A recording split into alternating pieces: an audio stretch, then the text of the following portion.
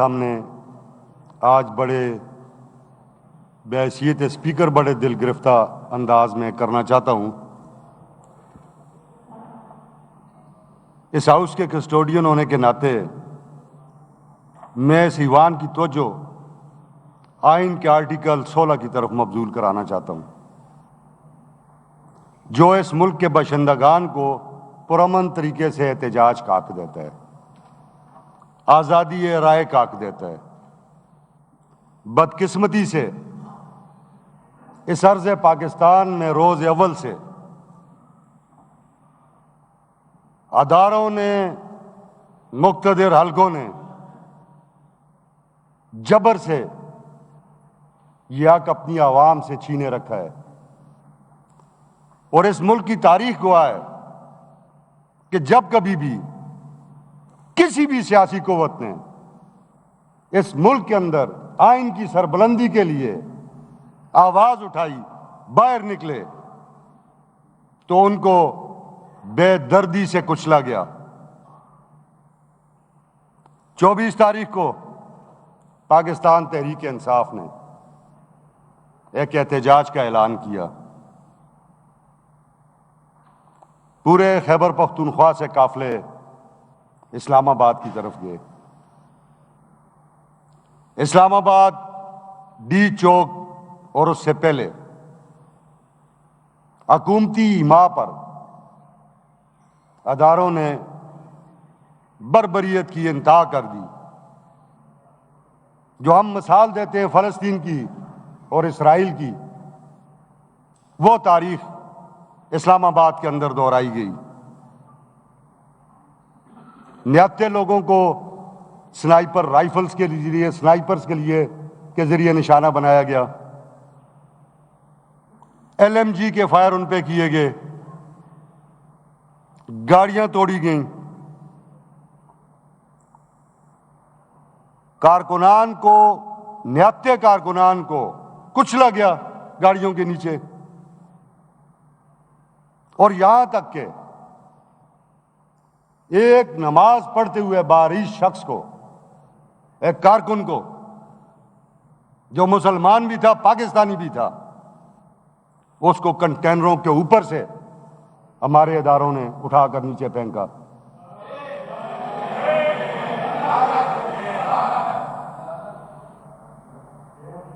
اس وقت بھی خیبر پختونخوا کے بہت سارے جوان جو شہید ہوئے، ان کی لاشیں چھپائی گئیں، زخمی غائب ہوئے، مسنگ پرسنز کی تعداد میں کافی اضافہ ہوا۔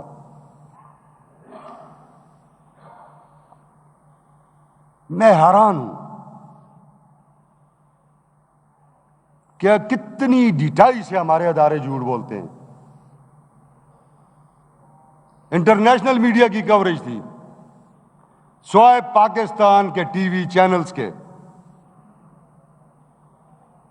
دنیا کے ہر ملک کے ٹی وی چینل نے اس کی کوریج کی۔ تمام میڈیا ہاؤسز نے، انٹرنیشنل میڈیا ہاؤسز نے اس احتجاجی قافلے کے کارکنان کو کلین چٹ دی کہ یہ نہتے تھے، ان کے پاس کوئی ویپن نہیں تھا۔ اور پھر وہ تمام فوٹیجز بھی پوری دنیا میں دیکھی گئیں جن میں گاڑیوں کے نیچے بچے کچلے گئے، جن میں فائرنگ ہوتی ہوئی دکھائی گئی، جس میں LMG کے فائرز کی آواز بالکل کلیئر ان فوٹیجز میں آ رہی ہے۔ آنسو گیس کا تو حساب ہی کوئی نہیں۔ یہ ایک لمحہ فکری ہے۔ ایسے تجربات کو ہم پہلے بھی بھگت چکے ہیں۔ مشرقی پاکستان جو اب بنگلہ دیش ہے، ایسے ہی تجربات کی نظر ہوا، جہاں اپنے ہی لوگوں پہ ظلم کیا گیا، ان کے کپڑے اتارے گئے، ان کی فلمیں بنائی گئیں، ان کے ساتھ ذلیل قسم کی حرکتیں کی گئیں۔ آج وہ سب کچھ جو آج کا پاکستان، جو مغربی پاکستان تھا، آج اس میں دہرایا جا رہا ہے۔ اور اس میں معزز اراکین اسمبلی کوئی تفریق نہیں ہے، میں پہلے بھی اس شعر سے یہ بات کر چکا ہوں کہ اس پاکستان میں کوئی ایسی سیاسی قوت نہیں رہ گئی جسے ٹیسٹ نہ کیا گیا ہو، جس کو ٹارچر نہ کیا گیا ہو، جس کے اوپر فسطائیت کا زور نہ چلایا گیا ہو، جس کے لیڈروں کو، جس کے سربراہان کو شہید نہ کیا گیا ہو،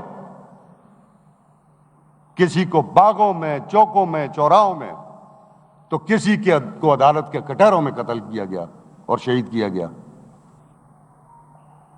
میں بڑے بوجھل دل سے یہ کہتا ہوں کہ یہ کب تک چلے گا؟ آخر یہ قوتیں اس پاکستان اور اس پاکستانی قوم کو کہاں لے کے جانا چاہتی ہیں؟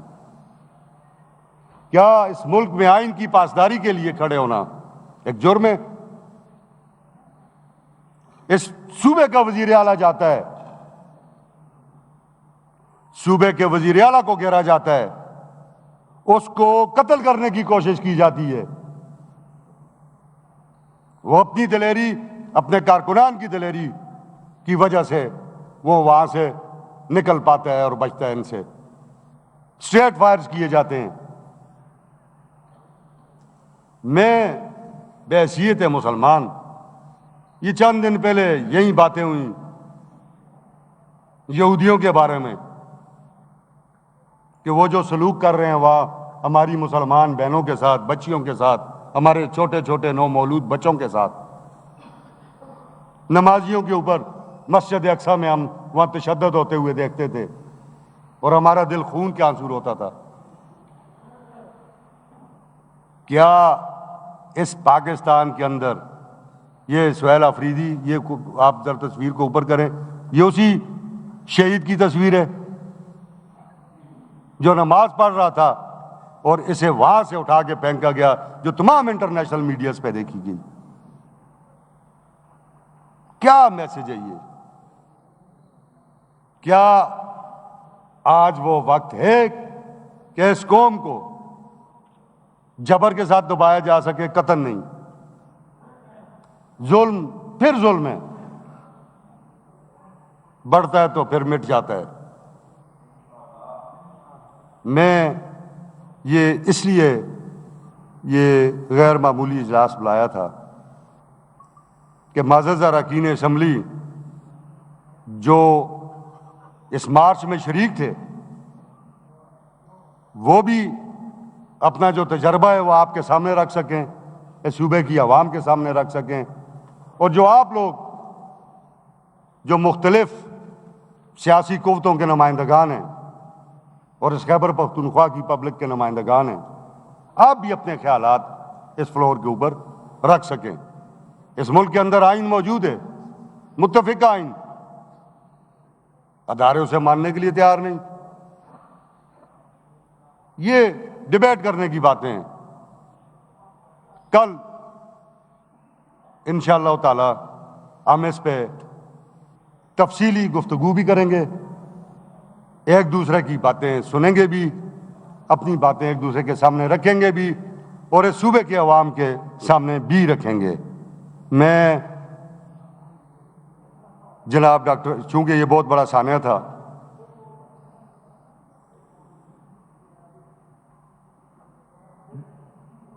ڈیڈ باڈیز بھی بہت ساری مسنگ ہے، یہ سب کچھ ڈیبیٹ ہوگا کل، اس پہ ساری باتیں ڈیبیٹ ہوں گی، اور ہمیں تحمل اور سکون کے ساتھ یہ واقعات قوموں کی تاریخ میں آتے رہتے ہیں، یہ کوئی انوکھے واقعات نہیں ہیں، آتے ہیں۔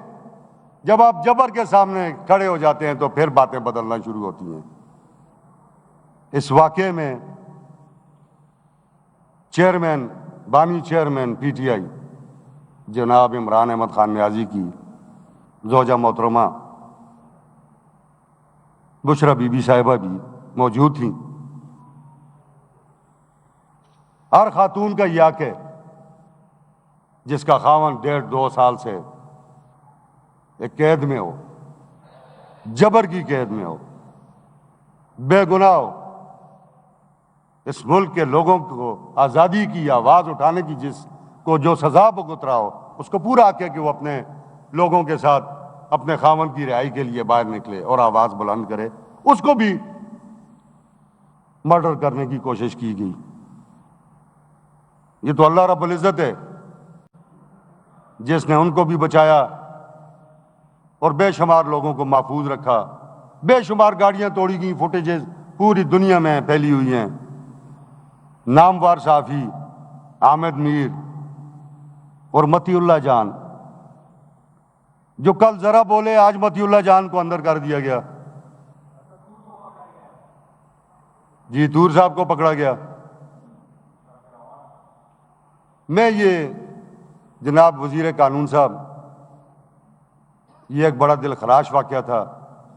اس پہ حکومت خیبر پختونخوا مجھے جیسے کمیونیکیٹ کیا گیا تھا کہ سوگ کا اعلان کرنا چاہتی ہے، آپ سوگ کا اعلان کر دیں. اور اس کے بعد جناب میں ڈاکٹر امجد صاحب سے یہ گزارش کرتا ہوں کہ وہ تمام شہداء کے لیے جو اس واقعہ میں شہید ہوئے،